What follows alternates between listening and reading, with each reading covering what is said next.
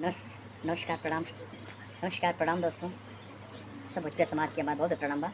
हम भोजपुरी विराग हैं प्रेम सागर और ये हमार मित्र हमार भाई बड़का भैया हमारे भाई ये सुभाष भैया भगत जी हूँ। परिचय दे अपन नाम का बा? सुभाष राम चिरा गाजीपुर जमसा गाँव। वाह भाई क्या बात तहसील जखनिया। तहसील जखनी हुआ क्या बात है। तो बड़ा गाँव बड़ा गाँव और सब बढ़िया बा ना? सब बढ़िया बा। अपन गाँव सुनाई तो ओके सही में सही तो सुन ला भैया। तो बाड़ी सबसे झकास हम अपना क्लास में लइका करेला समार बैठे खातिर पास में।